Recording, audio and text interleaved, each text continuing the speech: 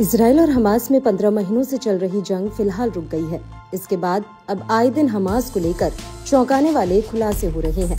दावा है कि हमास ने इजराइल के खिलाफ संघर्ष के दौरान 10,000 से 15,000 नए लड़ाकों की भर्ती की। ये आंकड़े भारी नुकसान सहने के बावजूद हमास की बढ़ती ताकत को दिखाता है।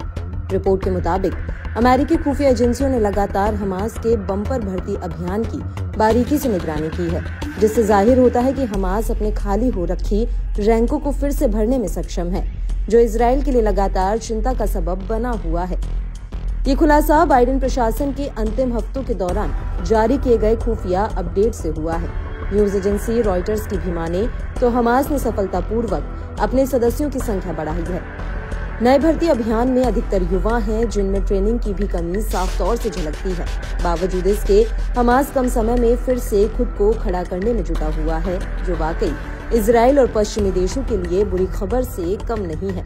वहीं अब युद्ध विराम होने से हमास इस संख्या को और कई गुना बढ़ा सकता है। ऐसे में ये आंकड़े बताते हैं कि ईरान समर्थित आतंकवादी इजराइल के लिए लगातार खतरा बने रह सकते हैं।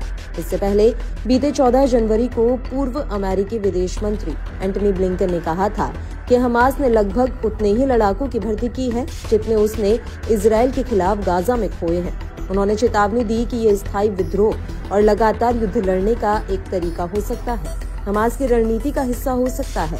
हालिया दावों से उलट इजरायली आंकड़ों की माने तो गाजा में कुल 20,000 लड़ाकों की मौत हुई है। हालांकि इजराइल का भी मानना है कि अभी हमास के पास लड़ाके हैं। बीते दिनों अपने इस्तीफे में इजराइल के सेना प्रमुख हर्जी हलेवी ने कहा था कि हमास को भारी नुकसान पहुंचा है। समूह के ज्यादातर सैन्य कमांडर मारे गए हैं, लेकिन साथ ही ये भी कहा कि समूह का सफाया नहीं हुआ है। IDF हमास को खत्म करने के लिए लड़ाई जारी रखेगा। ऐसे में साफ है कि इजराइल हमास युद्ध में हमास को बेशक नुकसान उठाना पड़ा है, मगर इससे उसका हौसला कम नहीं हुआ। ईरान का पूरा समर्थन मिलने से भी हमास कमजोर नहीं हुआ है।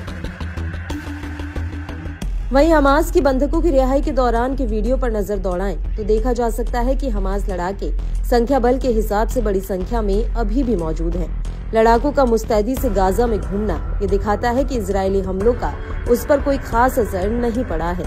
लड़ाके अभी भी अपने हथियारों से लैस नजर आ रहे हैं। इतना ही नहीं, गाजा के लोगों का भी हमास लड़ाकों को पूरा जन समर्थन मिल रहा है। गाजा की गलियों से गुजरते हमास लड़ाकों के काफिले पर गाजा के लोग जश्न से झूमने लगते हैं। साथ ही बंधकों की रिहाई के दौरान गाजा की एक महिला तो हमास लड़ाकों का मंच पर रंग बिरंगे कागजों की बारिश करते हुए उनका स्वागत करते नजर आई है।